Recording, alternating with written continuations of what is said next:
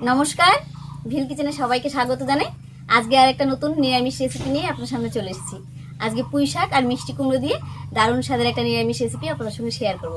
আপনারা প্রথম থেকে শেষ পর্যন্ত সঙ্গে থাকুন, আশা করছি খুব ভালো লাগবে। তো তার জন্য প্রথমে পুঁই শাকটা কেটে নিয়ে আসি আমাদের সবজি বাগান থেকে।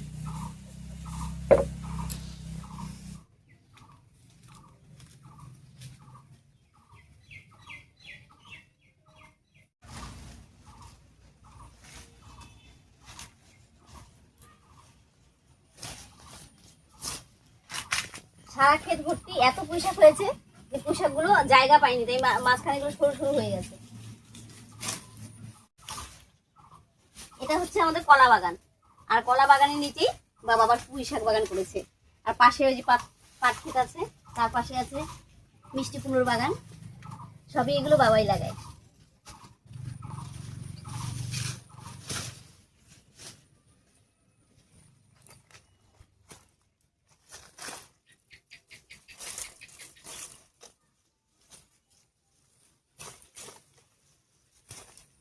পুঁই শাকগুলো সরু হলেও খেতে কিন্তু বেশ, কারণ এর মধ্যে আলাদা করে কোনো সার দেওয়া নেই, আর তার জন্য খেতে খুব ভালো লাগে।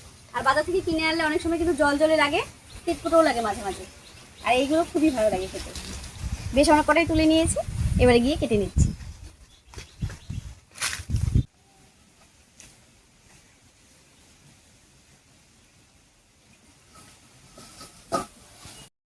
পুঁই শাকগুলো দেখুন এতটাই কচি, এগুলো কিন্তু রান্না করতেও সময় লাগে না, একেবারে ঝটপট করে রান্না হয়ে যায়।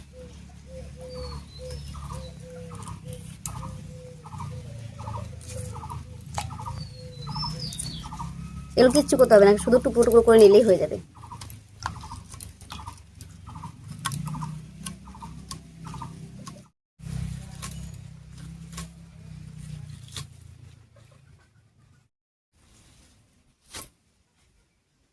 পুঁই শাকটা কাটা হয়ে গেল, একবার ধুয়ে নিচ্ছি।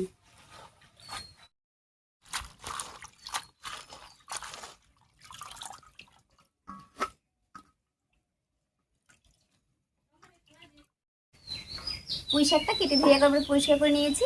আর এখানে দেখুন এক টুকরো মিষ্টি কুমড়ো নিয়েছি, এটা কেটে নিচ্ছি।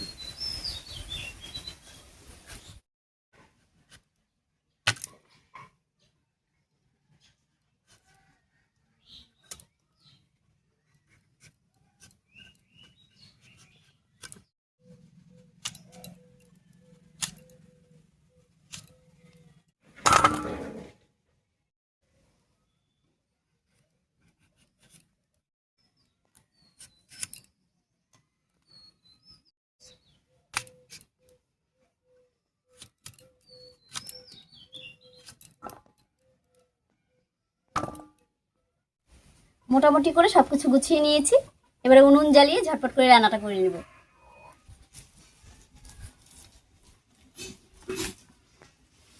উনুন জ্বালিয়ে কড়াই বসিয়ে দিয়েছি, এবারে কড়াইয়ে সর্ষের তেল দেব।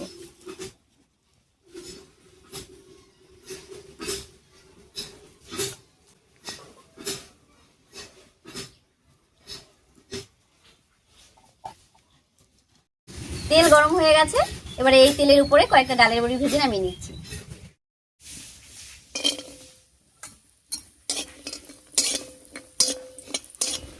বড়িগুলো উল্টে পাল্টে বেশ লাল লাল করে ভেজে নিয়েছি, এবারে নামিয়ে নিচ্ছি।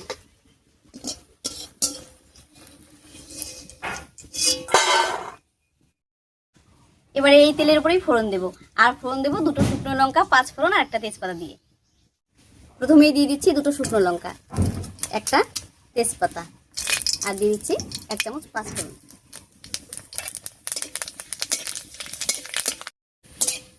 ফোড়নটা ভাজা হয়ে গেছে, এবারে কেটে রাখা আলু দিয়ে দিচ্ছি।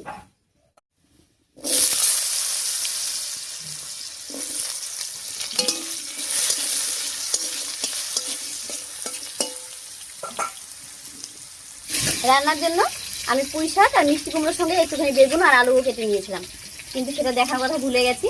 যাই হোক, আমি রান্নায় সব সবজিগুলো কিন্তু একবারে ফোড়নের উপরে দিয়ে দিচ্ছি। আপনারা চাইলে আলাদা আলাদা করে ভেজেও নিতে পারেন, তবে আলাদা করে ভেজে নিলে তেলটা বেশি লাগবে, আর একসঙ্গে দিলে কিন্তু কম তেলেই হয়ে যাবে। আলুটা 2-3 মিনিট একটু রান্না করে নিয়েছি, এর উপরে মিষ্টি কুমড়ো আর বেগুনটা দেবো।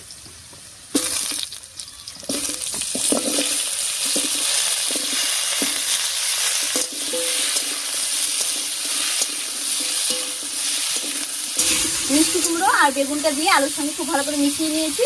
এবারে স্বাদ মতো লবণ আর হলুদ দিয়ে দিচ্ছি। স্বাদ মতো লবণ আর হলুদ।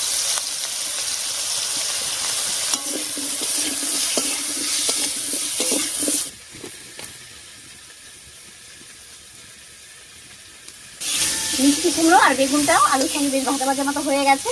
এবারে দেবো চিড়ে রাখা কাঁচা লঙ্কা আর পুঁই শাকটা। এখানে বেশ কয়েকটা কাঁচা লঙ্কা আমি চিড়ে নিয়েছি, এগুলো দিয়ে দিচ্ছি। আর দিয়ে দেবো পুঁই শাক।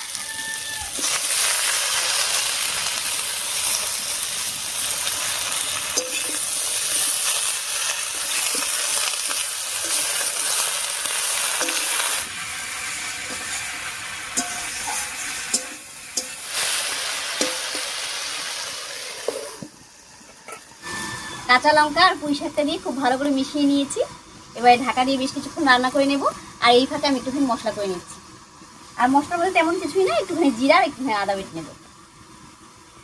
দিয়ে দিচ্ছি 1 চামচ মতো গোটা জিরা আর 1 টুকরো আদা, একসঙ্গে করে বেটে নামিয়ে নিচ্ছি।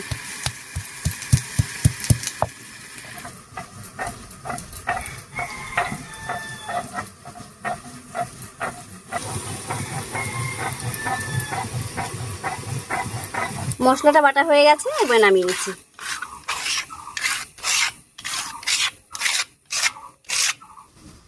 এদিকে ঢাকা দিয়ে পুঁই শাকটা বেশ কিছুক্ষণ রান্না হয়ে গেছে। এবার ঢাকাটা তুলে নিচ্ছি।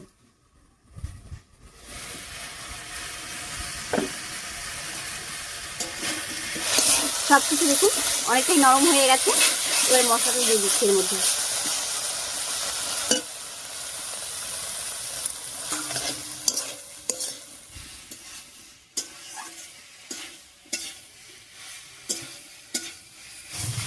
মশলাটা দিয়ে সবজির সঙ্গে একটুখানি কষিয়ে নিয়েছি। এবারে ভেজে রাখা ডালের বড়িগুলো দেবো। আর বড়িগুলো হাত দিয়ে একটু ভেঙে দিচ্ছি।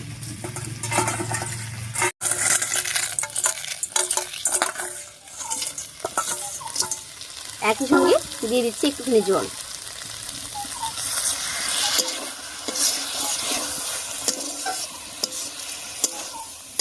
পুঁই শাক দেওয়ার পর আমি লবণ দিইনি, তো সামান্য একটুখানি লবণ দিয়ে দিচ্ছি।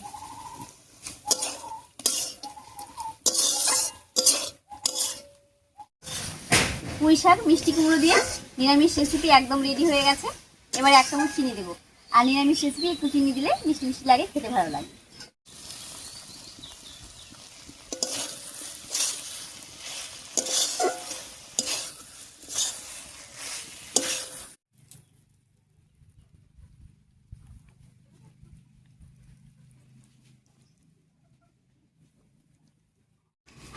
নিরামিষ রান্নাটা দেখুন দেখতে যতটা সুন্দর হয়েছে, এটা কিন্তু গরম গরম ভাতের সঙ্গে খেতেও ভীষণ ভালো লাগে। শুধু ভাতই নয়, রুটি পরোটার সঙ্গে কিন্তু খাওয়া যায়। যাই হোক, বাগানের টাটকা পুঁই শাক দিয়ে সঙ্গে মিষ্টি কুমড়ো দিয়ে দারুণ একটা নিরামিষ রেসিপি আজকে আপনার সঙ্গে শেয়ার করেছি। আপনাদের কাছে কেমন লেগেছে রেসিপিটা অবশ্যই কমেন্টে জানাবেন। যদি ভালো লাগে একটা লাইক করে দেবেন এবং চ্যানেলটিকে সাবস্ক্রাইব করে এভাবেই আমাদের পাশে থাকবেন। আজ এ পর্যন্তই, আবার দেখা হচ্ছে নতুন কোনো রেসিপি নিয়ে।